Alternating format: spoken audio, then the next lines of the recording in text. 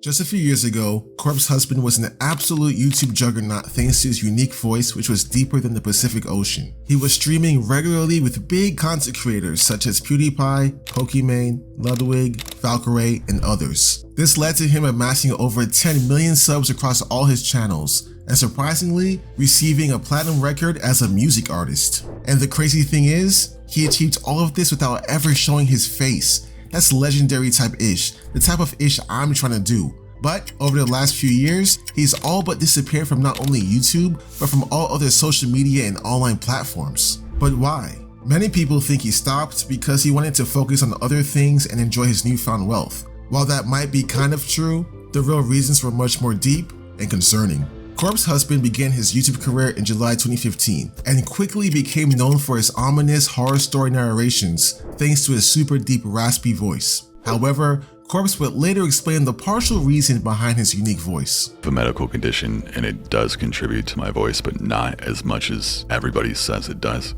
Is that GERD? GERD has like a spectrum to it. They put a scope down my throat through my nostrils, and my throat is corroded, and it's like touching my vocal cord.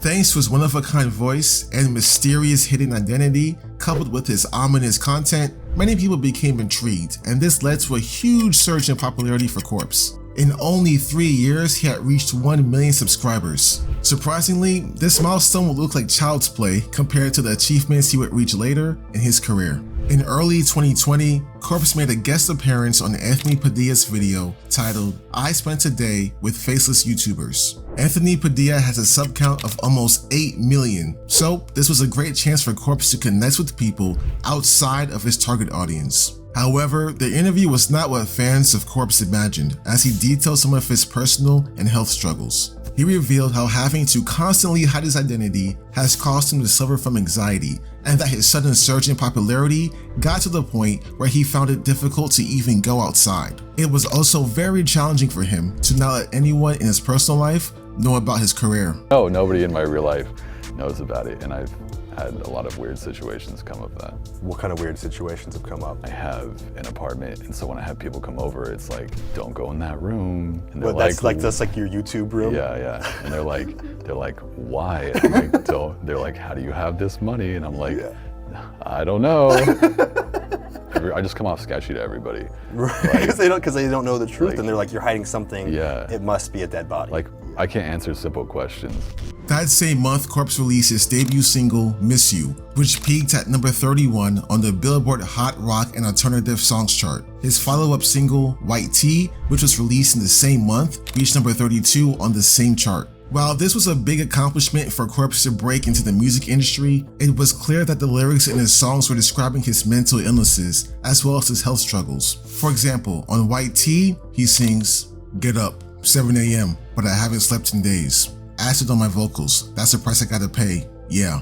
Which is a reference to his gastroesophageal reflux disease, or GERD for short, that we saw him talk about earlier in this video. On "Miss You," he sings, "I can't even leave my place without hiding my face. Just a glamorized desk job running away. I ain't even got friends, feel like everyone's fake. Really praying for the day the Reaper take me away." I don't think I have to break these lyrics down as they're pretty self-explanatory, but it's obvious his fame as a YouTuber was negatively affecting him more than it was probably helping him. Some of his other lyrics were dark and pretty depressing, but still, many people, including myself, applauded Corp's for opening up and sharing his vulnerabilities with his fans. This was only making his connection to them stronger. Obviously, Corp's was having a difficult time dealing with his fame at the time of these songs. However, this was just the beginning, and if you thought it was bad then, it was about to get a whole lot worse. In August 2020, a video game called Among Us absolutely took the world by storm and drove people insane. It was one of those you had to be there moments. Among Us went from a game no one cared about to a literal overnight sensation thanks to the help of the biggest YouTubers and streamers in the world. Personally, I thought the game was overrated, but let's be honest, that was not going to stop anyone from playing, especially when it did a good job of bringing people together during the pandemic when we were all stuck at home and had to practice social distancing. Remember those days? Yeah, pretty dark times.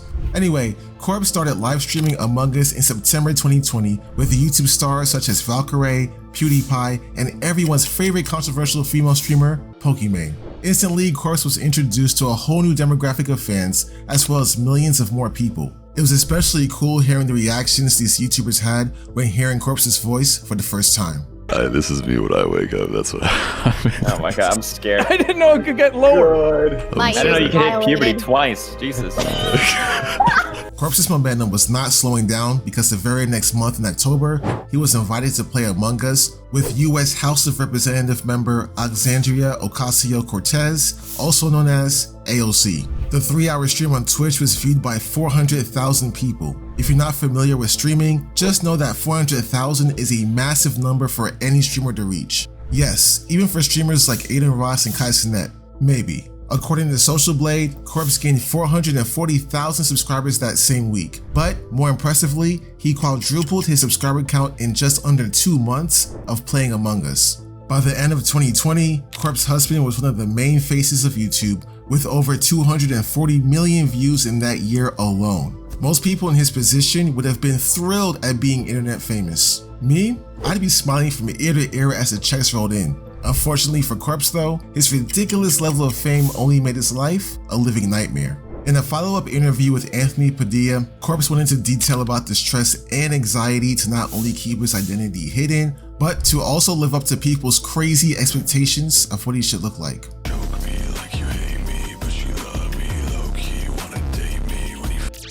Is that a character, persona that's separate from you? It's definitely me. I mean, like all my music, people's heads are more of like a character or like a brand or like an anime character or something. Yeah. So they don't treat me as if I'm an actual person. He also revealed there were times when he would wake up and think about posting a selfie as a face reveal, but ultimately couldn't go through with it as he wouldn't live up to people's fantasies. Unless I was literally like a Norse god, and even then they'd be like, I don't like his hair color. To be fair, Corpse is completely right. When you're that big of a YouTuber, especially as a faceless channel, doing a face reveal is like having the whole world waiting to poke fun at your looks. Do you guys remember what happened to Dream? Oh my god, that dude got roasted the exact moment he took off his mask. People were saying he looks like Lord Farquaad from Shrek. And while that may have been true, that was still a messed up thing to say. The negative overreactions were so bad that at one point, Dream had to put the mask back on. I don't care if you love him or hate him, nobody deserves that humiliation. To make matters worse for Corpse, a YouTube video that supposedly revealed his face, as well as his real name and other personal details, went viral. YouTube later took down the video, but only after the video accumulated 2 million views. There's no concrete evidence that the person in that photo was actually Corpse, however, that didn't stop him from receiving criticism from internet trolls. For all we know, that photo could have been a random person from Google Images, but unfortunately, we live in a society where people are quick to judge without facts.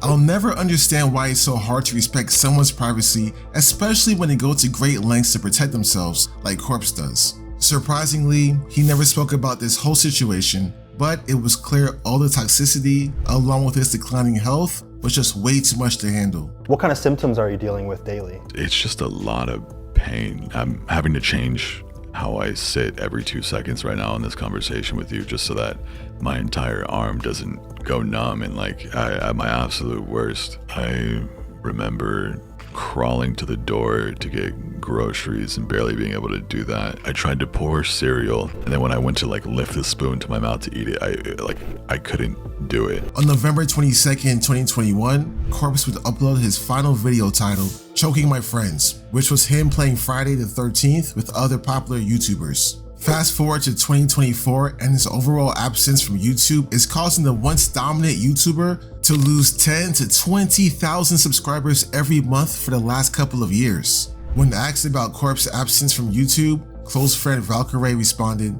I've invited him, but he's been busy. He's a very busy man. He told me, please don't stop inviting me to things. And I was like, I promise I will never stop inviting you no matter how many times you reject me. He is not a streamer, you know. He has a lot of other occupations. Those occupations involve having a successful music and voice acting career, as his biggest song, E-Girls Are Ruining My Life, has been certified platinum. So only time will tell if Corpse ever does return to YouTube and streaming. While having immense fame can be exciting and fun, it's still a double-edged sword. And for some people like Corpse, the negatives can far outweigh the positives. He has an obsessive and toxic fan base that has developed a parasocial relationship with him that only adds more pressure to live up to their fantasies. Having people constantly looking for ways to expose your identity is not only super annoying, but also dangerous. For Corpse, it's only elevated his anxiety even more to the point where he's too anxious to leave his house or even speak in public out of fear of being discovered.